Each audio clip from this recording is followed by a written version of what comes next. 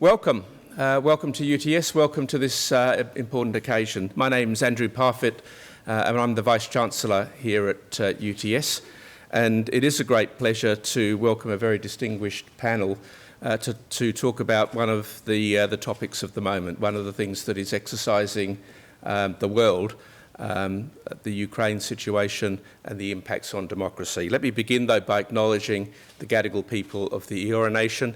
They own the land on which the campus stands. They always have and they always will. Pay respects to elders, past and present, and acknowledge all the work that's going on across the community to give our own First Nations people a voice, to give our own First Nations people support and to support self-determination as we look for a future of Australia that's perhaps better than the past that we have had. So let me thank you again for joining us, for having the opportunity to engage in this conversation with the panel. Let me welcome particularly today our distinguished guest, the Honourable Vasyl Myroshnychenko, Ambassador to Ukraine for Australia and New Zealand. It's a great pleasure, sir, for us to have you here with us today to engage in this conversation. Welcome also to our panellists, whom our moderator, Olga Oleinikova, will introduce very shortly, and I'll let her introduce the panellists. This is the fifth of a series of forums that we've hosted, the Vice-Chancellor's Democracy Forum, and it covers a whole range of different issues around citizenship, around engaging with issues associated with democracy, public purpose of institutions, social cohesion, all of the things that we value in our society as providing a framing for a civil and just world. Educational institutions like universities, of course, have a major role in that. And at UTS, we certainly explore our students to engage with a range of issues, not necessarily only within their area of their course of study, many of which are highly technically focused at UTS, but more widely, so that they can become both professionals and citizens as they move forward in their careers. At UTS, we also significantly see our role as an educational institution and a research institution as contributing to the public discourse, creating stocks of knowledge that can be used to progress society, and so importantly, making a social impact. And particularly call out here our Social Impact Technologies and Democracy Research Hub, which partners with 170 associates across 16 countries on technology, diaspora politics, migration, and how these intersect with democracy, particularly in Eastern Europe. It may seem like Eastern Europe's a long way away. The world's a very small place. The world is a very small place, and things that happen in one part of the world impact all of us. So it's incumbent on us to make sure that we are informed, we're engaged, and we take a position. Tonight you'll hear from a panel of experts that I'll be introduced to you importantly. We are aware of the threats to democracy that exist. We're aware that human rights are under attack in places of the world. We're aware that extremism has impacts on communities and has drastic consequences. It's an important issue. Our focus at UTS on social justice is not just about our local contribution to our community, equipping our students for their role in the world. It's also about taking a stand on issues that are important for us to consider. We have a social impact framework to hold us accountable for doing this, and we're not afraid of taking a bold stance in a position where we need to do so. Conversations like tonight's conversation are important. I really thank you all for coming to engage in it, and I'll hand over to Olga now to introduce the panel and to get the conversation started.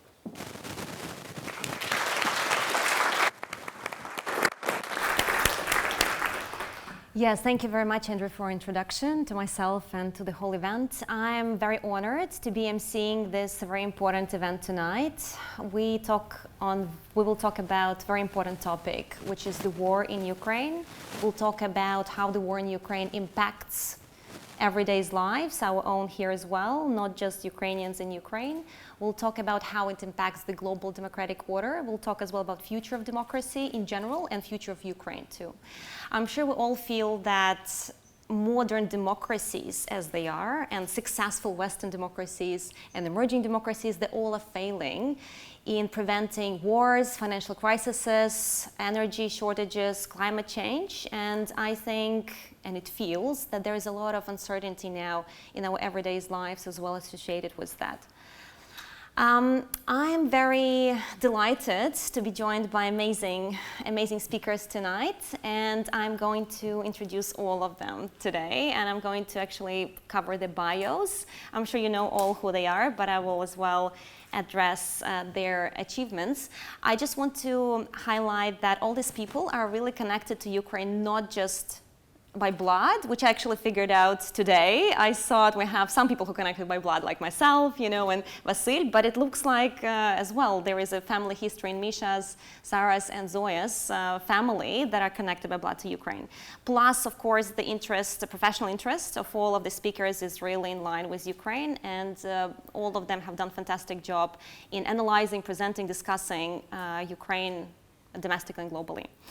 So, my pleasure to introduce His Excellency Vasyl Myroshnychenko. Vasyl resumed the functions of the Ambassador of Ukraine to Australia on April 1st, 2022. So after the full-scale invasion, right? Very hard time for Ukraine. So huge work for you was mounting there. He briefly served as well as an advisor to the Minister of Defense of Ukraine in March, April 2022, as well in those very harsh months. Between May 2021 and July 2022, Vasyl served as a member of the Supervisory Board of the Ukrainian Institute. It's a cultural diplomacy outfit of the Ministry of Foreign Affairs of Ukraine, and prior to joining the Foreign Ministry services, he was an active business and civil society leader in Ukraine. He's also co-founder of Ukraine Crisis Media Center, a media NGO set up in early March of 2014.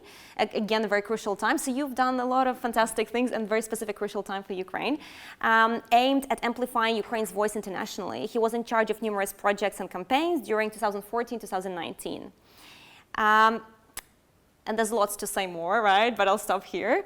Misha Zelinsky, so he is a Fulbright scholar, economist, lawyer, author. He spent the whole year, right, 2022, in Ukraine, covering Russia's invasion from inside of Ukraine for the Australian Financial Review. So he's personally sanctioned by Putin regime. And Misha is an expert associate at Australia's National Security College as a contributor to lots of media big resources like BBC, ABC. Misha's work features in Australian international print publications, including the Sydney Morning Herald, Daily Telegraph, Foreign Policy, Times of London, Financial Times. He also hosts a very popular, I think, Australia's top 10 podcasts, right, which is called the Diplomats, a Geopolitical Chinwag. So thank you, Misha, for coming today. We're very delighted to have you. Then I'll move to introducing the other speaker, Sara Meger. Sara came here from Melbourne just for this event. So she's an academic and senior lecturer in international relations in the School of Social Political Science at the University of Melbourne. She joined the school in 2017, where she teaches international security and gender in international relations. Her research interests lie at the nexus of international security and global political economy, and has featured in International Studies Quarterly, Globalization, Postcolonial Studies, and lots of other fantastic academic journals. Her most recent work focuses on the relationship between gender and political violence in various contexts around the world, including the war in Donbass prior to Russia's full-scale invasion in 2022. Thank you, Sara, for coming from Melbourne. And Zoya Sheftalovich. Yes, thank you so much for coming too. So Zoya is a contributing editor for Politico. So I'm sure you all know this, this media resource. She's currently based in Sydney. She has written extensively about Russia's war in Ukraine and is a regular commentator on the war in Australian international media. She's also the editor of Politico's Brussels Playbook and London Playbook, and is a regular author of its Global Insider column. Which is great is that Zoya as well is a graduate of University of Technology Sydney. She got a degree from here in journalism, right, and law. So welcome back, welcome back on campus. So I'd like to start our discussion with a question to Vasyl. And the question would be, I think, very broad one, but which will set, I think, the tone for the whole evening, right?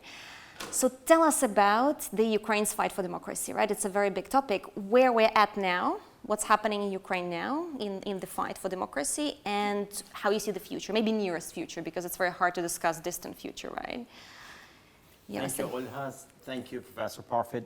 It was a very good introduction and a great pleasure to be at the UTS, and that's great that we can interact and have this panel.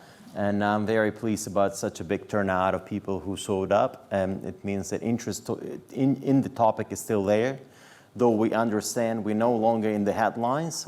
We now go to page 2, 3. But as long as we're still in the papers and the topic of the Russian aggression of Ukraine is still important to people, I think that will help us to generate more support that we need to defend democracy. Look, well, the theme of democracy and where we are is very broad indeed, and I'm sure you'll hear a lot of insights from other panelists. But my take on that is very simple. I think the fact that Ukraine had a vibrant democracy, this is something which has emboldened Putin and motivated him to invade us, among other reasons, right? There were some other reasons why he did it. But I think for him, seeing in Ukraine, well, Putin became a president at the end of 1999, basically 2000, right? So for the past 23 years, he's been running the country. And at that time, Ukraine had 4 presidents, right? So every time we don't like our president, we elect another one, right? Which is a good sign of democracy. And this is something which Putin did not like, because all of a sudden, despite all the propaganda that you can have, it's still very difficult to conceal it from your own people that there is a country next door which actually is electing different other leaders. You know, the political landscape is changing. Ukraine is becoming different. Ukraine is improving. Ukraine is changing. Ukraine is signing a free trade agreement with the European Union. Ukrainians don't need a visa to travel to the Schengen countries, which includes most of the European nations. And Ukraine is changing. Maybe was not the democracy that was not entirely perfect, but we've been working on that, making sure that we have independent media, we have plurality of opinions, and yes, regular elections, which can see new faces in the government. And you've seen it, everybody's seen it. And that was an existential threat to Putin. This is something which was a threat to his regime. Yesterday, Ukrainian parliament has voted on a new term called Russism, basically a term that we have basically coined to describe the Putin's regime in Russia, which pretty much an authoritarian regime out there, with no opposition, with no free media, with very little freedoms which are currently available there, and with a dictator who started a big war that the world has not seen since the Second World War. Today, this morning, I spoke at a ceremony which was organized by the Dutch embassy and dedicated to the Liberation Day. And every year, the Dutch government comes up, that's the day when the Dutch and the Netherlands were liberated from the Nazi, and I was invited by my friend, Dutch ambassador, to speak there. And this year, they picked the topic of trauma. And the topic was intergenerational trauma. And I was asked to talk about this topic. And for me, it was a very important, a very difficult speech, because when you kind of look at where I talked about Ukraine's history in the 20th century, because I think entire history of Ukraine in the 20th century is all about trauma, which we have built up. And now seeing what Russians are doing in Ukraine is basically reinforcing the trauma that we have inherited from the previous generations, and now being reinforced by what we see: mass graves, torture chambers, executions that we see of the civilians, and all that is happening in Ukraine. And that's extremely difficult for us, for Ukrainians at this time. And of course, this is very important to understand where Ukraine is and understand Ukrainian history. Because if you look at the times of 1917, 1921, that was a brief period of time following the end of the World War I and the collapse of the empires in Europe when Ukraine became independent. In 1921, Bolsheviks came and destroyed it. In 1933, 1932, 33, Russians and the Stalin regime has organized a genocide against Ukrainian people which was Holodomor, the famine, which killed around 5 million people because Ukrainians didn't want to join collective farms. In 1937, we had many people who got killed, all those representing intellectual elites and representing, cultural circles, writers, composers, all those people who were seen as Ukrainian nationalists. During the Second World War, around 8 to 10 million Ukrainians got killed. And then, of course, when the Soviet Union collapsed, for all of us, it was one of the greatest things that Ukrainians have celebrated. It was 93% of Ukrainians have voted in the referendum for Ukraine's independence. And only in some of the theoretical classes, and I've studied international relations at the university in Ukraine, we discussed possible Russian invasion in Ukraine, but it was very theoretical. We never thought it was possible, to be frank. And then when Russia invaded us in 2014, invaded Crimea, invaded Donbass, this is when we see a big war coming. And we actually asked for help. We asked free world for help. And because the reaction to that was very weak, this is what emboldened Putin. Because exactly what has happened, Putin invaded Georgia in 2008. No sanctions came, reaction was weak. We've seen the reset of American policy with Russia. They invaded Ukraine in 2014. There were some sanctions imposed, but not significant sanctions. European Union and European countries kept on building the Nord Stream 1, Nord Stream 2. And it emboldened Putin. He felt like, well, they depend on me so much. Probably there won't be much of a support for Ukraine anyways.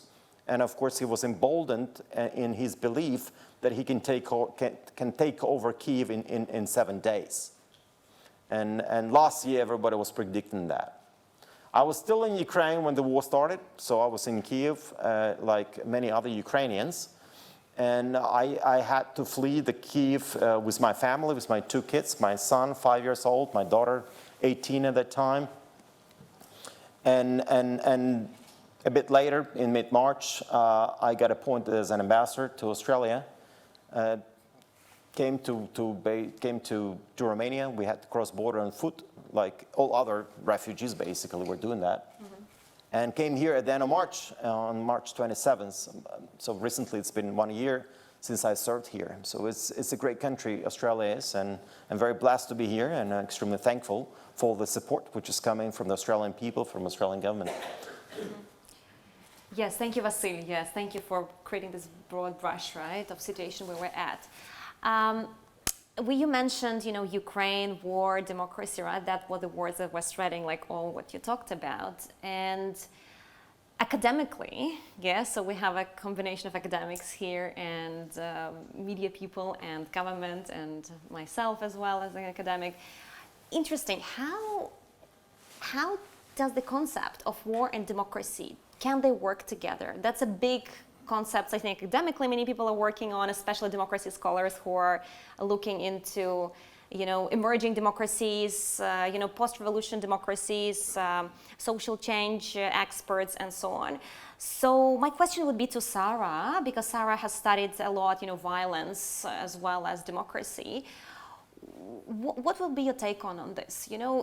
How are these two kind of concepts, war and democracy, how they're compatible, right? And how they can work together? Can they work together? And if yes, like how, right? Yeah. I guess the first thing that I would unpack with this question is, what war is or what political violence is. And academically, I think it's most useful to think of political violence as an instrument. I don't think ethically we necessarily have a black and white picture, that violence is necessarily antithetical to any other core values we hold. Rather, as an instrument, we see that violence can be used legitimately for good purposes, or it can be used illegitimately for bad ones. Right? So war or any form of political violence, it could be used as a tool of political repression or oppression, or it could be used as a tool of liberation. And so to think about what the relationship is between war and democracy, we need to think about, the nature of the war and the politics that emerge as a result. And as an international security scholar and a feminist, some of the concerns that we have are not about the violence in and of itself and whether it's legitimate or right or just. Right? We have this whole international normative framework embedded in the institution of the United Nations, the very first article of the UN Charter, recognizing that violence can be legitimate if there's a just cause. But despite having this, element of legitimacy, the concern we have as international security scholars is when a culture of militarism goes along with that legitimating of political violence. And what does it mean when we become reliant on military means as the instrument to political ends? What does it mean culturally, socially, politically, and economically when we begin to valorize militarization as the solution to political problems in particular? Right? Recognizing that the use of the military can be very legitimate in the face of an acute act of violence against you. Our concern as international security scholars is the flow-on effects of the deployment of the military. And I mean this in terms of, long before Russia launched its full-scale invasion of Ukraine, we had seen across the globe this creep of militarization and the sense that threats to our security they're growing, right? Globally, threats to security, but also domestically. And this has resulted in states around the world sort of retreating from democratic values and principles and these international institutions and norms, and retreating instead into logics of security. And we know that the logics of security are in direct tension with the principles of democracy. Right? In international relations, we have this term, securitization, to talk about the political process whereby we convince a public that something is so threatening to our security that it should be escalated out of the realm of politics, out of democratic debate. Right? It's beyond discussion. It's beyond even full disclosure to the public. It's so important and existential to us that we can then afford executive power to the state to respond on our behalf. And I'm not suggesting that this is not legitimate, but what happens when a state begins to use security as the justification for anti-democratic or non-democratic activities? And so I guess what I would say is in this sort of global moment where we have these increasing threats to security, and Russia's invasion of Ukraine has put the entire world sort of on the edge of their seats, because I think we believe their ambitions are not necessarily circumscribed, and that it just shows our vulnerability and the frailty of some of the institutions we've relied on under this liberal democratic world order to achieve security. But in the face of that, I think we need to remain aware that there could become, through the institutionalization of these security responses, some particularly worrying threats to democratic principles and civil rights domestically. And I'll just add as a sort of final point, for feminists, we've long been concerned about what militarization means domestically, right? Like, not to say that the state shouldn't be enacting security, but we have seen socially and politically that when you valorize the military as the sort of most legitimate institution or means of achieving something, this comes along with it a lot of social and cultural baggage, if you will. It valorizes a certain type of gender relations that has strongly correlated with increased rates of violence against women, repression of civil and political rights, particularly of minority groups. And yes, so I think for those of us more, I guess, socially conscious and socially minded, we just want to approach any sort of attempts to achieve security through military means with caution. Yes, Sara, thank you. Thank you. Misha, a question to you now, I think. So definitely what happens now in Ukraine has a global impact, right? In many ways. And democratically, because I know there's a lot of new research centers actually emerging now in Europe, looking into changing Europe. And I'm not just talking about Europe at the moment, but Europe is just an example, how the whole continent kind of understands that things are changing for them as well, and how they're establishing these research centers to understand how what's happening in Ukraine and globally impacts what's happening internally in the countries. Can you give some insight, because you've done so much, you have your own podcast, you talk to so many people, you gather all these different opinions as well, and you've been in Ukraine yourself, you know, you've seen the war, and you've commented on war significantly, and you've seen, you know, consequences of war probably as well nationally. So what do you think, like, what impact Ukraine situation has globally? What challenges does it pose for democratic order globally?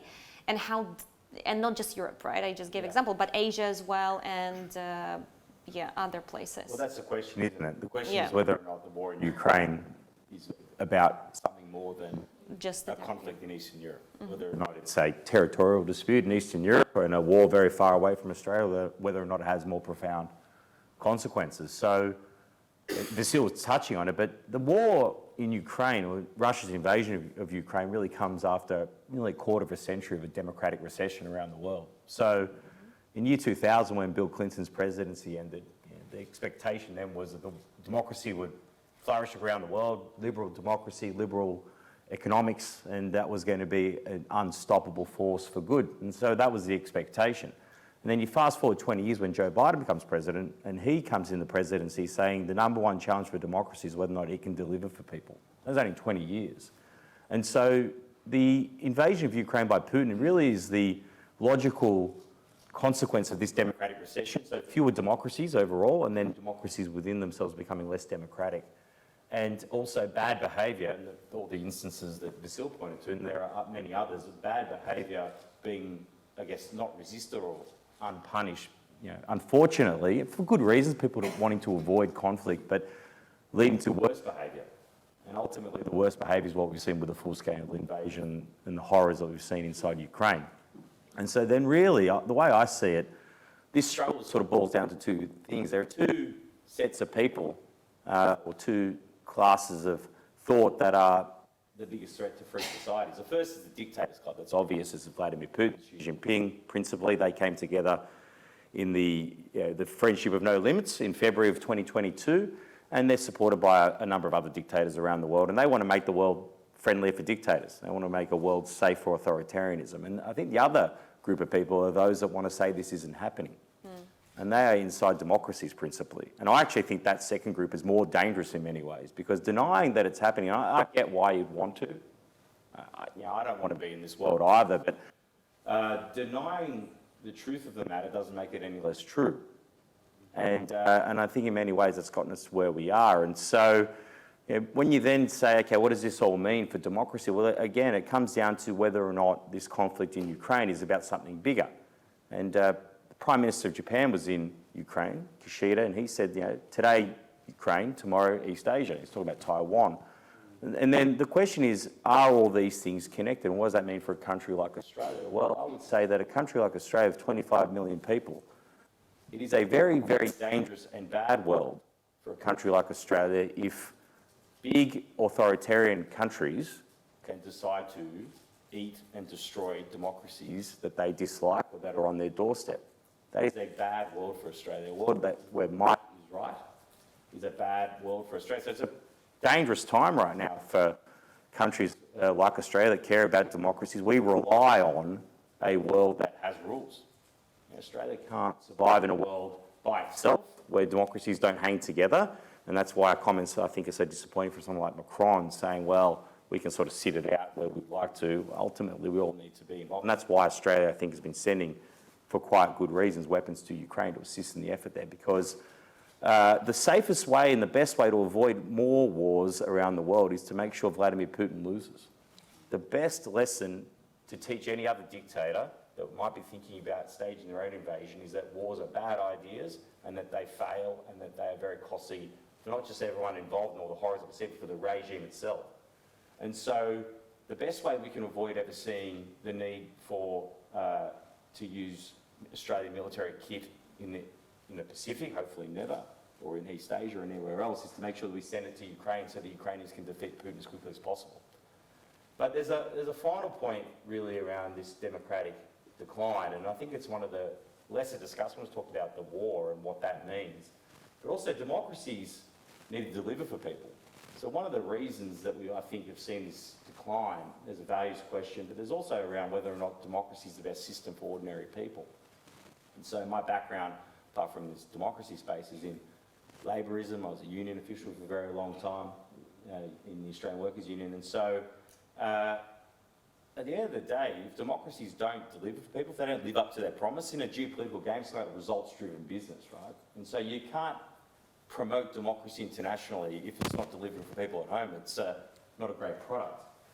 And so, we won the Cold War not because we had the better ideas. People didn't read, Vasyl was in the USSR, not reading Jonathan Locke or reading Karl Marx and saying, Locke's got the better argument. Mm-hmm. I think people were in East Germany, looking at West Germany, saying that is a better place to live. Mm. It's economically better, it's politically better, it's better for your self-expression, overall better places. And right now, regimes like the Chinese Communist Party are saying, you know what, we can give you all the economic benefits and you don't need all this other stuff. It's a mess, and look at it, what a disaster. Look at democracies, they can't govern themselves, they can't deliver for people. So that really is the profound challenge. So I think, we need to resist this effort by Vladimir Putin to change borders by conquest for the first time that we've seen really since 1945. But at the same time, to really win that struggle, we need to win the battle for hearts and minds, and that's about making sure the franchise delivers for people. So I think that's the challenge for us here is, we should be sending tanks and everything else and Hawkies and Bushmasters to Ukraine, but we also need to be making sure that Australia is the best society it can be and delivering at home, therefore asking others to want to emulate ours. I think that's a better way, ultimately.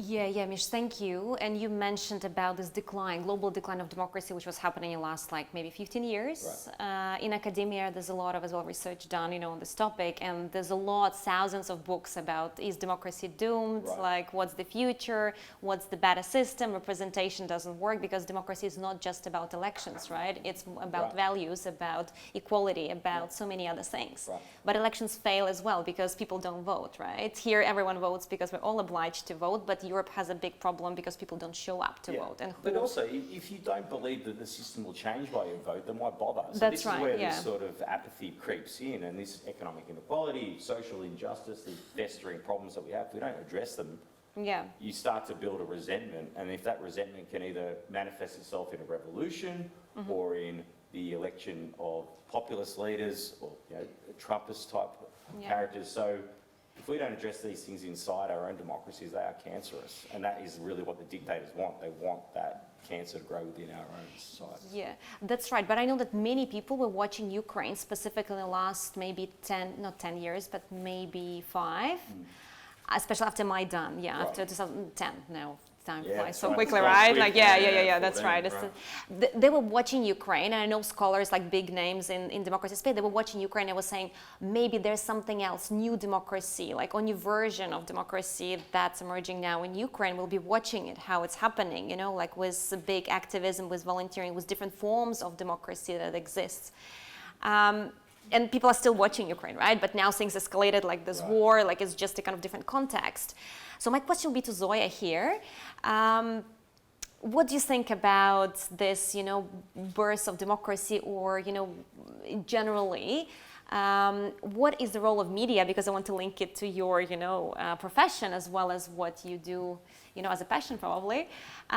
What is the role of media in modern Ukrainian context? Like media war, you can outline, how Ukraine uses it as well as a tool to fight for democracy, and what's happening now, like in the last, year, right, in the media context in Ukraine.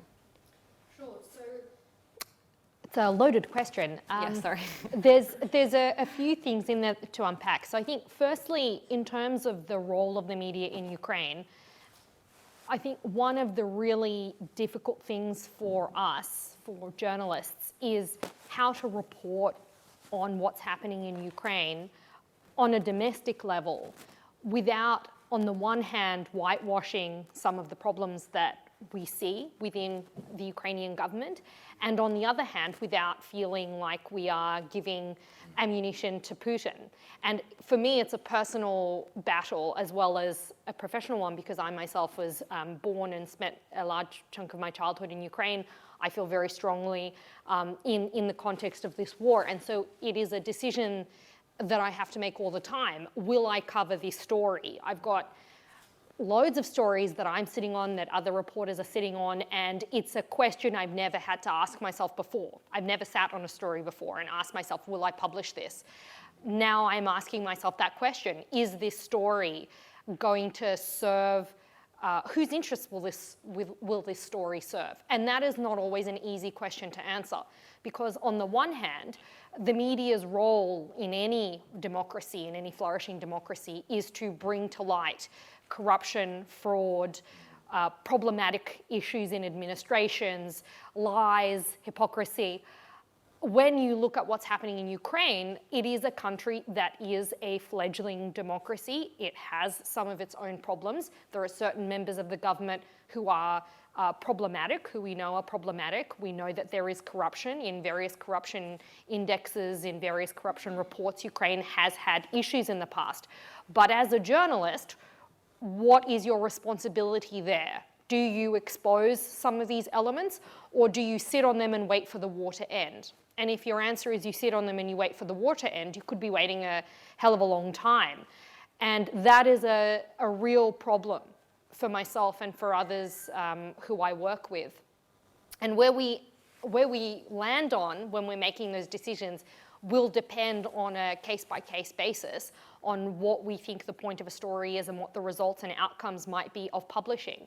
But there have been several stories that have come out of Ukraine recently and throughout the course of the past year about certain elements within the Ukrainian government, people who might have been close to Vasyl Zelinsky, about potential corruption in the ranks, or potential even folks working with the Russians in the lead up to the war. And we've seen the outcome of those stories where we've seen Zelensky clean house on a few occasions. And that is the sort of thing where you do feel a real responsibility as a journalist when you're deciding whether to publish something like that or not.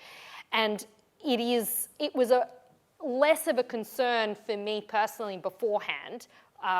Now it is a real concern. It's also a concern from the perspective of Ukraine's EU membership prospects. Now, Ukraine is a candidate country all of a sudden for the EU, but the EU has some very stringent corruption and fraud and rule of law standards, which Ukraine currently probably doesn't meet and needs to meet and has committed to meeting. But when you are a journalist, do you sort of try and help Ukraine along by exposing some of the places where it might be falling short? Or do you not, because you want your country to become a member of the EU? It's a difficult one. It's a difficult one, and it's a question that I find myself grappling with on a daily basis. The other issue, of course, is that I have a Ukrainian background. I speak Ukrainian. I speak Russian. My Ukrainian is terrible, but my Russian is very good. I can look at the direct kind of source material, and I can make a call as to what someone is saying and in what context they're saying it. A lot of the reporters who are currently reporting on Ukraine don't have those languages. And so when Putin makes an announcement of a special military operation on the 24th of February 2022, a lot of foreign language media will report it as such, as a quote. when certain things are said, there isn't that contextual and background knowledge to be able to say what it is. And I remember on the 24th of February, when Putin declared war, it was the afternoon in Australia, it was around about 4 in the morning in Europe. I was on my shift, my regular shift, and I watched his press conference, and I knew straight away that what he was doing was declaring a full-scale invasion. But I wrote that story, that version of the story. I woke up my editors in Brussels, I got them to edit it. We had that story out on our homepage straight away with direct quotes. But when I looked at what some of our competitors were writing, it was very clear that the person who had written that story didn't understand that a special military operation was not a thing, and that a sort of cleansing or a demilitarization of Ukraine and a denazification of Ukraine was just declaring war on Ukraine. And that was also a challenge for me, because it's weird being the odd one out, being the only person who is, I started second guessing myself. Have I missed something? Have I over-egged the story? And it takes a little bit of time for people to sort of catch up and for the real story to filter out, but it leads to a lot of noise. And so when you're trying to report on what's happening, when you've got that a lack of language, and I understand it completely, because I've been the journalist on the other end of that equation also, where I've sort of parachuted into a story. I don't know the background or the history or the context, and when I hear someone say something, I report on that thing, and then it turns out that I've swallowed a line of spin. That happens, but this is a really dangerous thing to happen, because people get confused, people don't understand what's happening. One media source is saying one thing, someone else is saying another.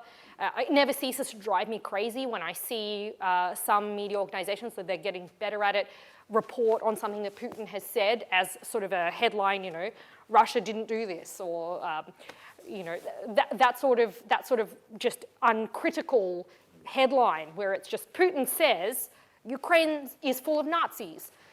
That is not how I would ever report on a story like that, because I know that story, but so many people don't. So there is a lot there. There are a lot of challenges for journalists, and I speak for most journalists when I say we're all trying to do our jobs well. No one wants to do their job poorly. Most people don't want to do their job poorly. Most people want to do the right thing, but it can be very, very difficult to figure out what that is in the context of war, and that does affect democracy. Vasyl, do you want to comment what was happening media-wise in Ukraine, like when the invasion started, like strategies? Interesting, because they played a huge role, right, in Look, then we have to go back 90 years ago, actually, because that's very important. Russia has been undermining Ukraine for a very long time, and we were exposed to this hybrid warfare threats, active measures, direct influence, which been, the plan of Putin was to actually get the government which would be pro-Russian in Ukraine, which would join the Eurasian Customs Union, and basically Ukraine would voluntarily give up its sovereignty. That was the plan. And that was the plan with Yanukovych. And Yanukovych committed to joining the Eurasian Customs Union, and they already had a plan to do it. How cynic was that? The plan was to do it on the birthday of the most famous Ukrainian poet, Taras Shevchenko. And the plan was to get it done in 2014 in Kharkiv. And specifically in Kharkiv, that's a city in central Ukraine, where they built the special palace, which also included all the helicopter pads for all those dignitaries from the former Soviet countries, some Stans, some Caucasian, some countries from the Caucasus, to come, and Ukraine was on that route.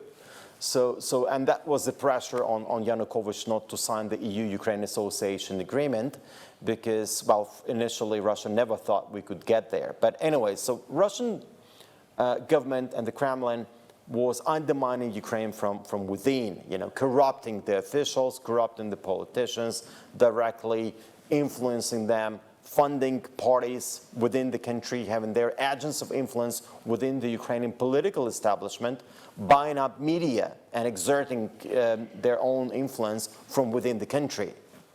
So the idea was to undermine Ukraine from within. It didn't work out. People protested. People went to the streets. This is something that Putin did not expect to happen.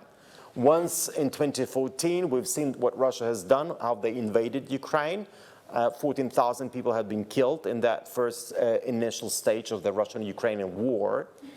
And we've seen that but Russia continued to exert an influence through Viktor Medvedchuk, for instance, who was basically a politician in Ukraine, who was Putin's agent in Ukraine, who was an oligarch and who basically bought up media stations. And those were the media stations which were influencing Ukraine from within, undermining Ukraine from within, and that it was all guided from Moscow. And you see, that's a dilemma that you face. So Zelensky shut it down, right? This is something allegedly what's really got Putin very frustrated. He cracked down on that. He cracked down on that Russian influence from within. That's the way to do it. Because at the end of the day, you imagine for China to come here and buy up your all media channels here, or at least 3 major ones. They can do it, they have the money. What would happen here? I'm just very curious. This is exactly what you, and then they say... American that owns a lot of our... Look. Yeah. Well, it's good that America is a democracy, you see. You're lucky that America is a democracy. And if it's not for America, which is a beacon of democracy, I don't think democracy will still be standing. Maybe it will be foiled by now. And I think that's very important to keep it in mind. Also for media, if we talk about media and democracy, I think what's initially was always a problem that, Russians know how to abuse democracy. They know how to undermine you because democracy is weak, right? Because only in the democracy you have freedom of speech and freedom of press. And at the end of the day, different opinions must be heard. And this is exactly what Russia or China or any other authoritarian regime is doing. They can come and actually promote their narratives, which would be disguised as generally a plurality of different opinions, which democracies enjoy. And therefore, it's very easy for Russia to spread disinformation and propaganda in the democratic countries because, they just know your system, they know how to abuse it, and they know how to undermine it. And this is how can you be resilient? How can you create the media literacy? How can you actually curb it at the times of social media, at the times when media is ubiquitous, media is everything. We are all media now, right? Whatever is happening here, you put it, you stream it, and you're already media. It's become so easy and cheap to create content that you don't really have to have access to television or to anything. You already can media be in your own, which makes it extremely difficult. And what Russia is doing in many countries, they undermine trust towards conventional government, they undermine trust towards conventional media. And once you don't trust your government, you don't trust your media, you believe in the conspiracy theories. And that becomes very, very dangerous because once you believe in conspiracy theories, you don't trust anybody, and you become very susceptible and influenced by what the ideas you hear. And one day you're an anti-vaxxer, you're against to be vaccinated. Next day you are storming your parliament. This is what's happening. And this is what Russia is doing. This is what China is doing. And this is how democracy can be really, don't take it for granted. You can lose it very easily. And I think there was this famous Canadian author who I really enjoy. What's her name? Margaret Atwood. Oh, yeah. I hope you read her books. I think they're fascinating. You just read it. We have a feminist here, I think. We can talk more about Margaret Atwood. Yeah. Good. Yeah, thank you, Vasyl. Do you want to jump in as well, guys? I want to jump in because the interesting thing for me there is, so I was behind the Iron Curtain. I was born in Chernovtsi, in Ukraine in the 80s. And my town was one of the towns that was affected by the Chernobyl nuclear disaster, and I myself was in Chernovtsi and was affected by it and down the track as well. But the thing that was really stark for my family is that when the Chernobyl disaster happened, it was still, the media was locked down extremely tight, and we didn't hear anything about it. So we had no idea anything was happening. My grandmother was a doctor, and one of her patients in secret told her that something had happened. She didn't tell her the details, and she told her to take the kids out of the town. It was three days later or something that we left town. But really, the news started filtering in from Radio Free Europe and from elsewhere, from the Netherlands and from other places. That was how the news came into the Soviet Union. We had no idea that anything had happened, and the May Day parades went ahead, all of these things went ahead, and we had no idea that there was a nuclear disaster in our country.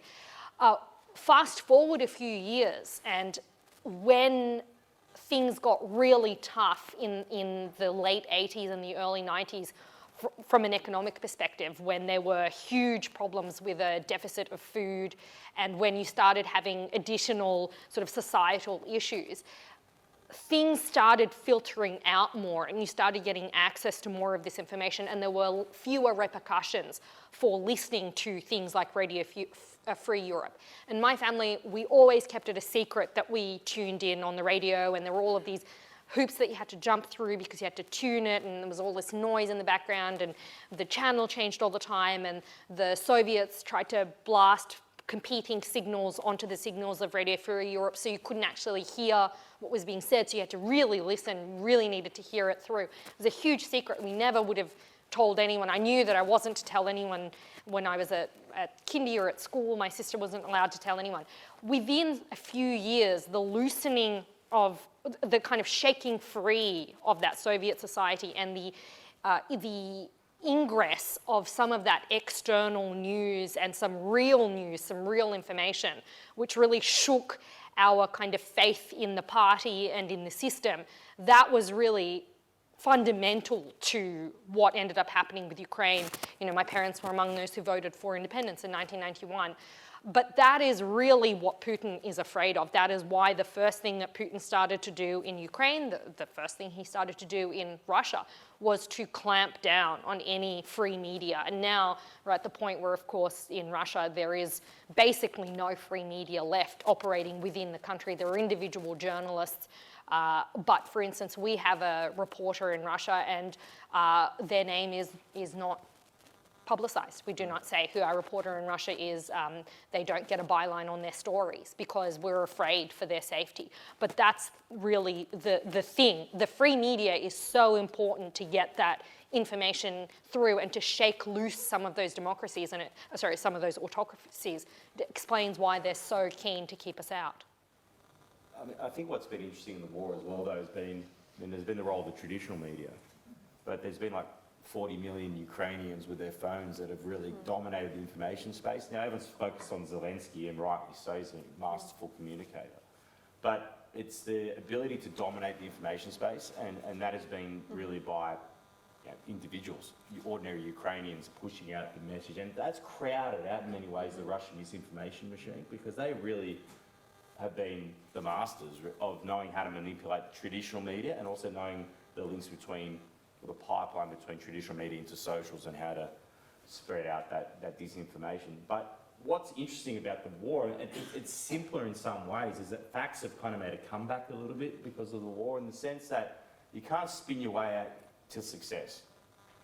Your tanks are either in Kiev or they're not.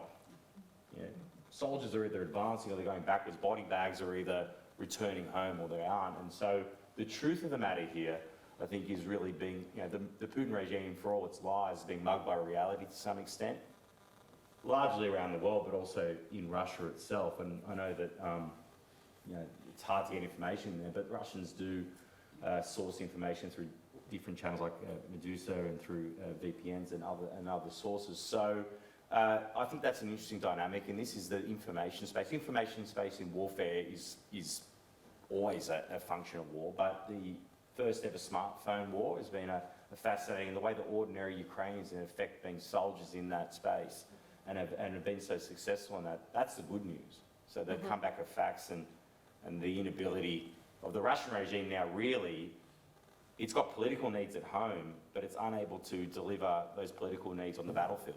You can't, Putin's like, I need success. He keeps telling his generals and his troops to advance, but they can't. You can't make that up as much as you might like to. But that's the positive. The negative, I'd say, and this is incumbent on all probably democratic nations and others, is that the Russians and the Chinese have been very successful in pushing that Russian narrative in what you might call there's various terms for the global south, right? So if there's three blocks around, if you've got the old Western alliances, of which Australia would be one, and NATO and America and others, and then you've got obviously the dictators club, Russia, China, Iran, North Korea, and then the global south, it's a term of everyone else. There is a lot of scepticism about this, the war, and the Russian narrative has been more successful there than it has been. I think if you look at, compare 2014, and the way 2014 was discussed in the annexation and the invasion and the illegal war then, the Russians had a lot more success in saying, well, you know, Crimea once upon a time belonged to Russia and all these sorts of things. People would say that, I think, more commonly in the Western society. You don't hear any of that sort of thing now. But that type of narrative is more successful in those other information spaces. So that is the challenge incumbent on all of us, I think. Yes, thank you. So the main question would be, what is the future? How do you see the future? I know it's a very big question, and I just want to open up the floor for the questions because we're running out of time. But I would really love to hear your vision, like, not all of you, but who wants, right? Because it's a very big question. Like, what's the future? And of course, we're all optimistic, you know, we want, one future, right? But realistically, right? What do you think, short term, let's not take the big one. Yeah, what will be, and democratically wise, right? Not just war results, but democracy-wise for Ukraine. There is something that as I was getting ready for today's morning speech, I've kind of gone through some of the literature on the trauma issue, on generational trauma and everything. And there was an interesting analysis which I've seen of comparison between Russian society and Ukrainian society. So Russians generally are fatalists. So they don't believe they have any influence on their fate because it's already kind of predetermined. They don't believe they can be like independent actors in a way, or have the agency of any influence.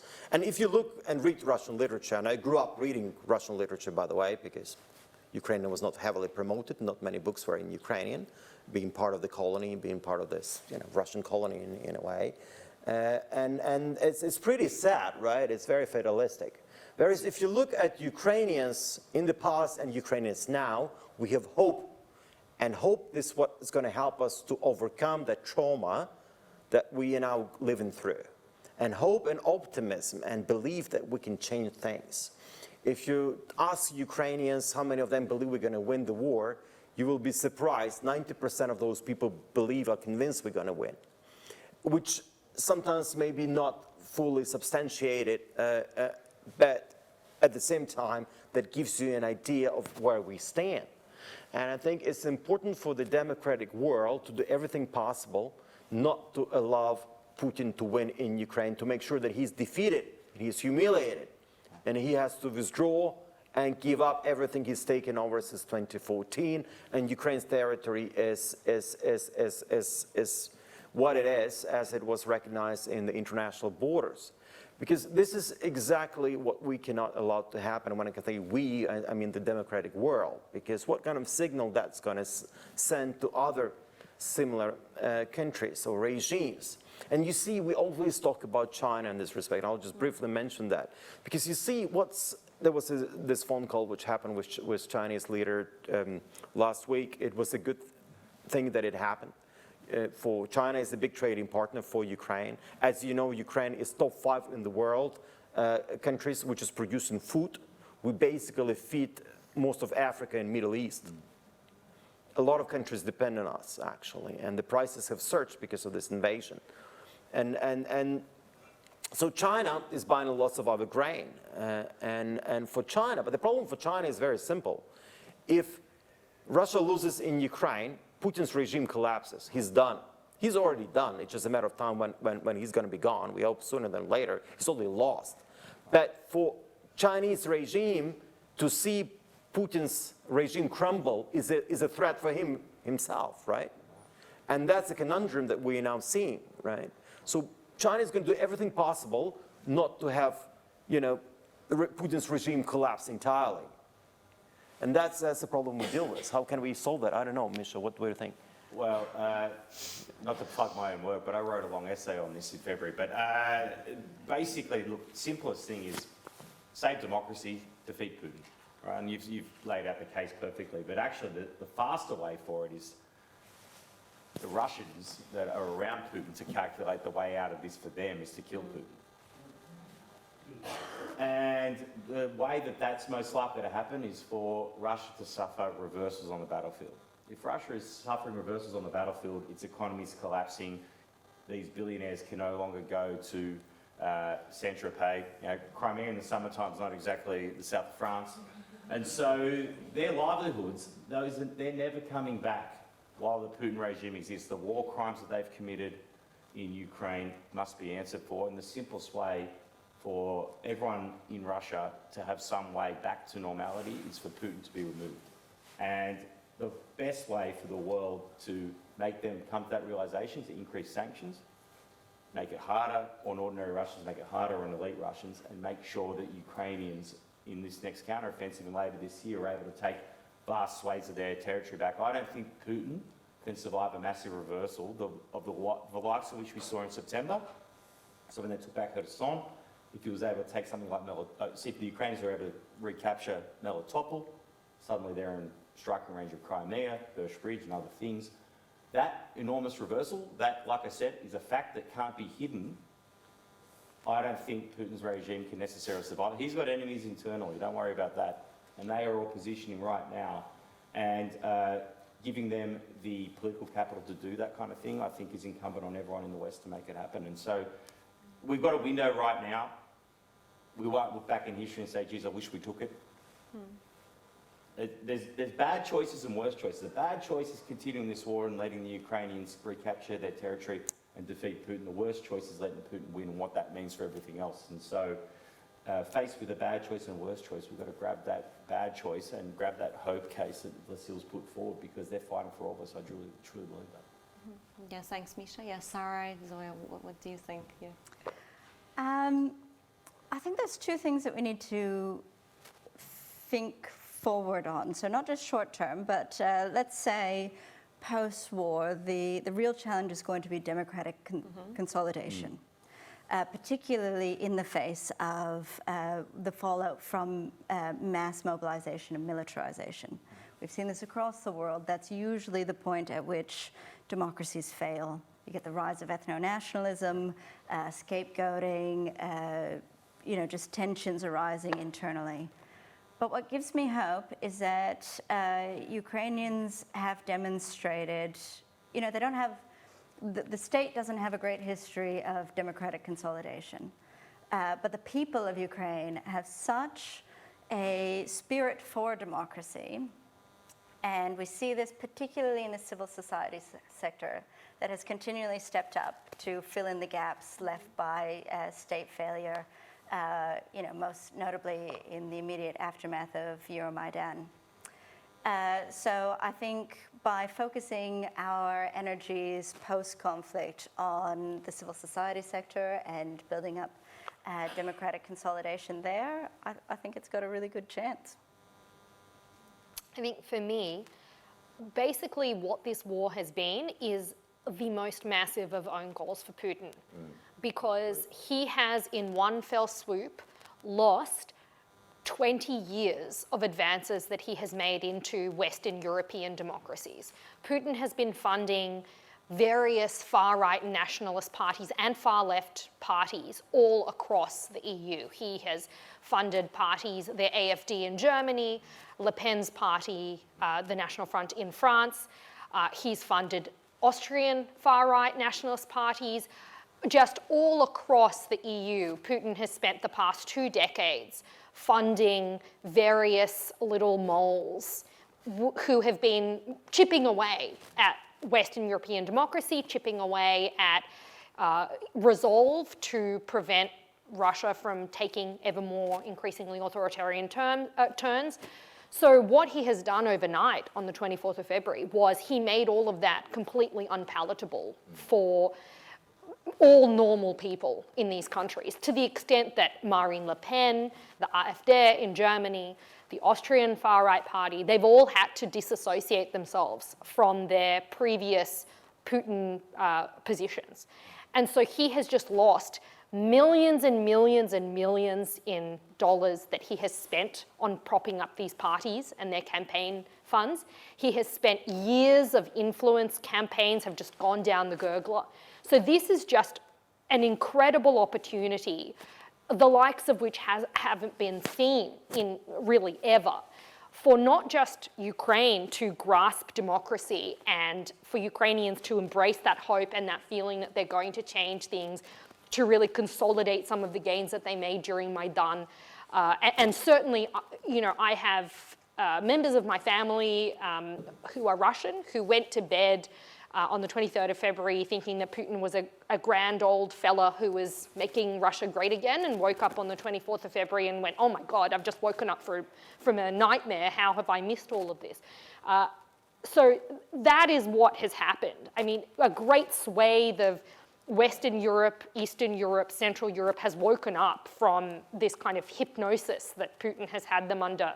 And now is the time to consolidate that. And the EU is doing that, and countries are doing that. They're implementing various measures. They're kicking Russian state media that's been masquerading as normal media out of their countries. The EU has banned RT and Sputnik and various friends. Platforms are being forced to remove this content.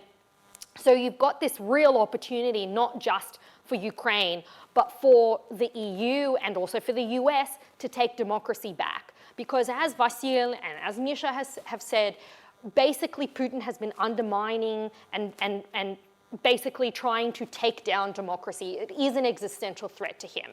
And she and others have been very happy to contribute to that as well, with troll farms and money and so forth. It's all about muddying the waters and making it look like democracy sucks, or it's not delivering, or it's not for you. But as someone who has lived in an autocracy and lived in a democracy, I can tell you the great thing about living in a democracy is I can always exercise my displeasure at the ballot box. And I can always hit the streets and no one's going to tear gas me or arrest me under trumped up charges and throw me in jail and take away any sort of liberty and freedom of speech that I may have. And that is really, that's what I'm seeing from this. It's Putin has undone 2 decades of influence peddling operations where he has gotten his way into, I mean, I haven't even mentioned the UK. Let's not, I mean, the fact that Lebedev has been appointed to the House of Lords, I mean, there's really, the rot goes all the way into these democracies, and we've just let it happen for 2 decades because we didn't know how to stop it. And now we finally gotten to the point where we've gone, hold on a minute, no thank you, get out. And that's where I see the beauty of this. I mean, from the most awful of things, something good can come. Yeah, thank you. Thank you everyone for your opinions. So we have 15 minutes left, so I'm sure audience have a lot of questions. I think we don't need a microphone, yeah? I think we can just, I think it should be, yes, please. First of all, thank you so much for giving your time and your night to come speak to us and for giving us your experience. I wanted to address the white elephant in the room for the whole invasion, which is the ever-present nuclear threat that Putin and Russia do face. What do you think would be the effect of him just snapping and finally using that last resort? What do you think the next steps would be after that? Do you want to choose a speaker, or you and us choose who wants to respond? I wouldn't be so presumptuous. Okay, Misha, do you want? Yeah. Look, I think whenever the war's going badly is when Putin talks about nuclear weapons. And so he's basically reduced what used to be a great country with a great history, with cultural capital, to a petrol station with a nuclear arsenal, right? And so whenever the war's going bad, don't forget Russia's got nuclear weapons, right? Now, I won't get into the military back. Tactical nuclear weapons, you use them on the battlefield because they don't have as much radiation, but they actually won't change the battlefield for him. So you get all the negatives of launching. The Chinese would go off their heads because they don't want all the fallout, and then it doesn't change the battlefield, because unlike the ridiculous Russian army, the Ukrainians don't just sit all their troops together to get hit. Anyway, but in terms of nuclear weapons more generally, I'm enormously sceptical about that. Again, it's bad choices and worse choices. The bad choice is, you know, holding our nerve and being concerned about a madman with his finger on the button. The worst choice is giving into his nuclear blackmail, right? Because the lesson would be what? Give me Crimea or I'll nuke you, or give me Poland or I'll nuke you, right? Where does that end? And so we obviously can't get into that, as scary as it is. But I also believe, going back to my point about Putin being much more domestically precarious than you think, if he actually gave an order for a nuclear strike, I don't think it would be fulfilled. That's my personal pocket theory, and there's other, you know, a lot of, you can do reading around that. There are people around him I don't think would support that kind of directive. That's a very good point. I'd just add that Ukraine was a nuclear power. We gave it up voluntarily in '94, and that was probably the biggest contribution to nuclear non-proliferation that any country has done in the world. After that, many more countries have developed their nuclear capabilities, including Pakistan and India and others, while we gave it up voluntarily. So Ukraine, you know, has contributed to international peace more than any other country. And when we gave it up, we received guarantees that our borders won't be violated.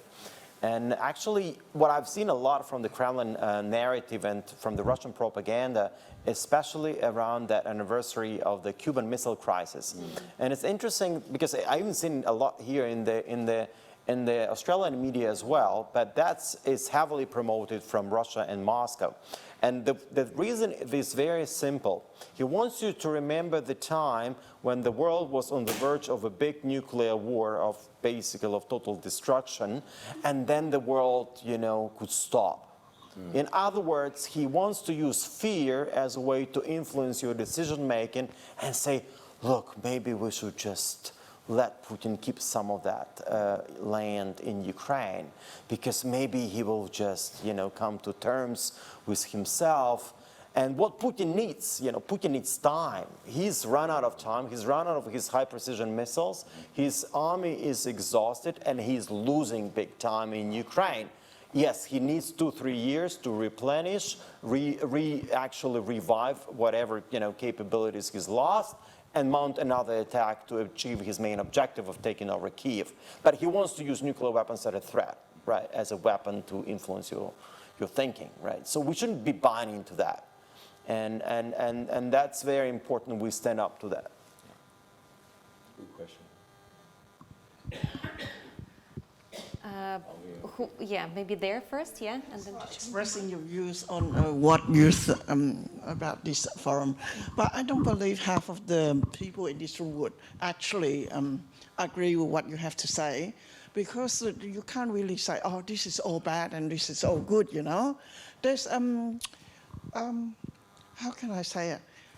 There's different levels of you know, like you have to weigh between, you know. It's a comment, right? It's not a question, yeah, I think right? we can take that as a comment. Yeah.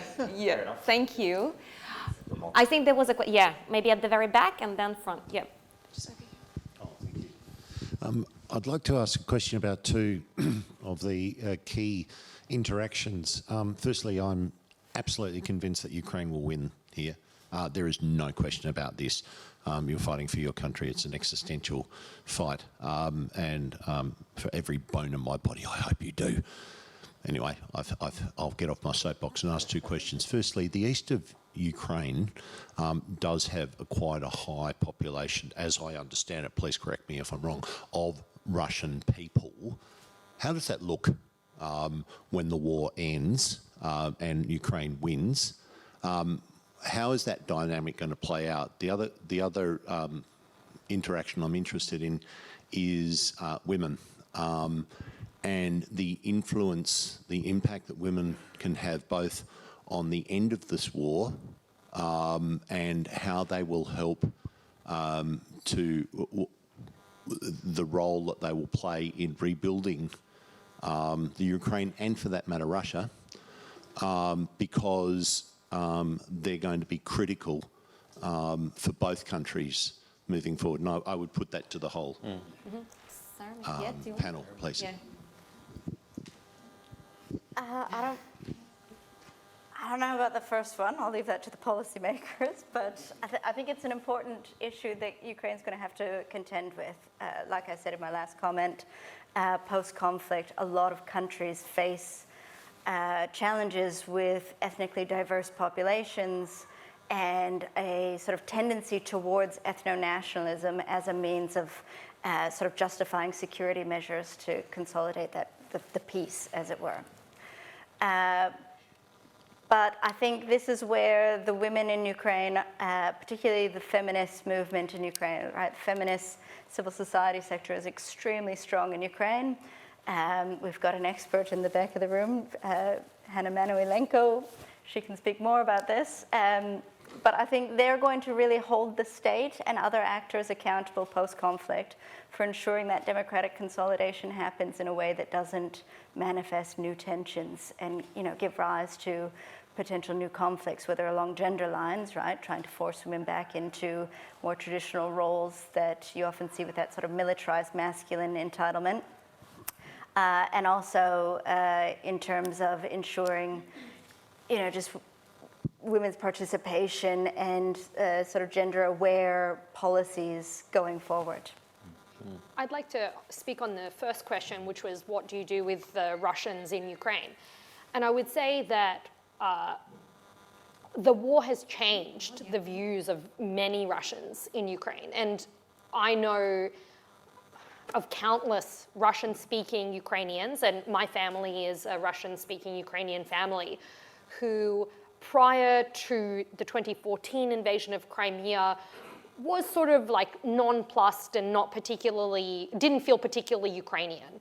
And then when Putin invaded Crimea, when he went into Donetsk in 2014, there was this kind of moment where you were like, oh God, what's this all about? And there was this feeling of like, oh, is this, which side are we on and what's happening here? And there was a bit of a moment where you kind of felt you had to choose. And at that point in time, I still had some members of my family who landed on the Russian side of things. So like, well, Crimea, it's always been part of Russia and it was a big mistake and so on and so forth. My immediate family did not feel that way, but there were some sort of extended cousins who lived in Crimea who felt that way.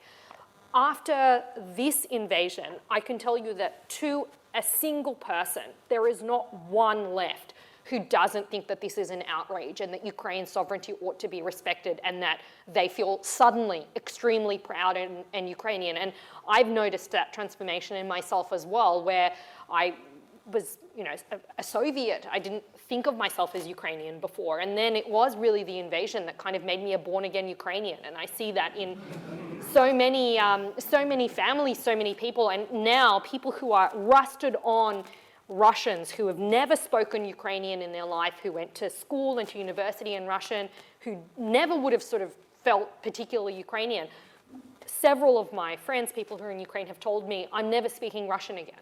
When this war is over, I'm never speaking Russian again.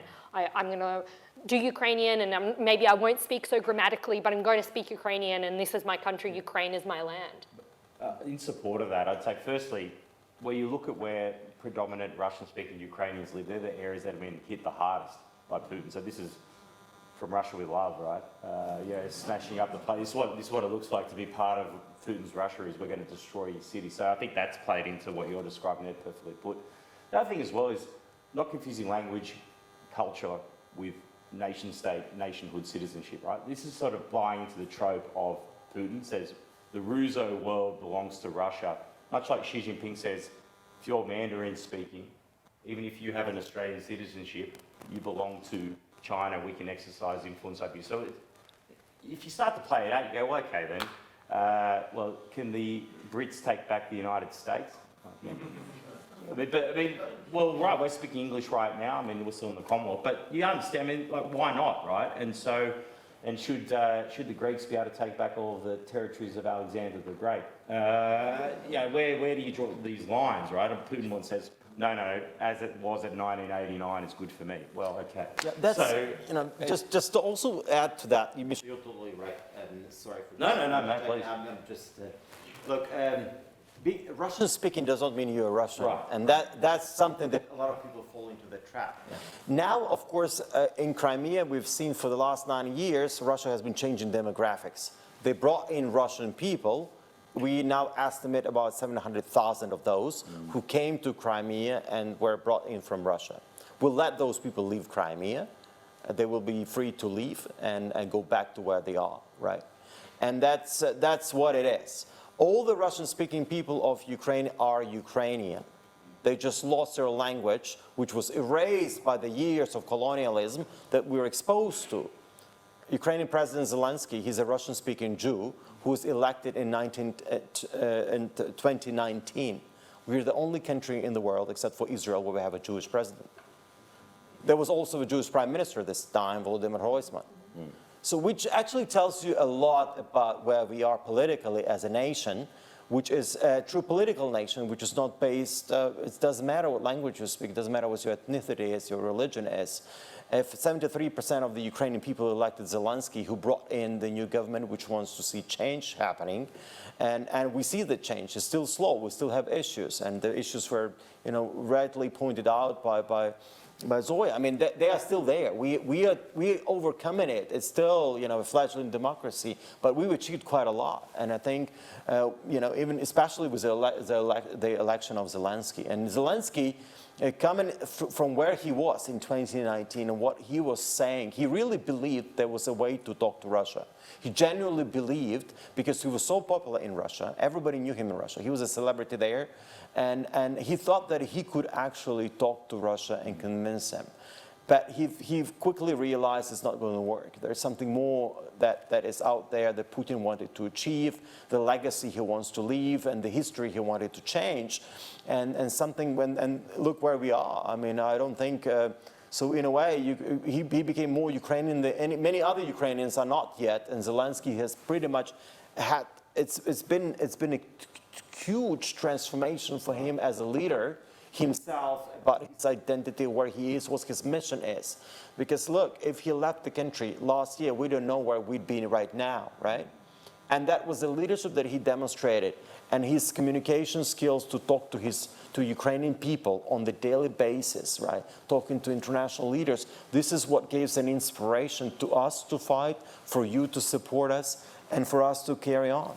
And just probably the first part of your question, I'd say that the only way the amount of awful things that have happened in Ukraine, there has to be a tearing down of Putinism and Russian fascism for there to be reconciliation. I think, that kind of hate that comes as a result of that, you can be overcome, right? Look at what Nazi Germany, you look at Imperial Japan, they're allied nations, right, of Australia and the countries that fought those wars, but there has to be a repudiation of those regimes and everything that came before it. You couldn't have had a reconciliation with Nazi Germany, and there won't be a reconciliation with Putin Russia, I think.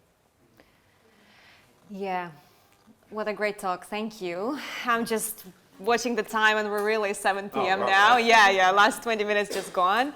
I really wish we could keep talking. Let's go another hour. Yeah. Walk the course. Yeah, so thank you very, very much. There's so many things to say now, and as I said, we can talk endlessly, and there's so many areas Ukraine needs help with, and thank you so much for highlighting all of that. Thank you for being very optimistic, and hopefully, we'll meet next time. Maybe not in a year time, but because it's annual forum, right? I don't know if we'll get a chance annually to speak about this, but hopefully next year we have a democracy forum, and Ukraine will be a success case, of successful prosperity.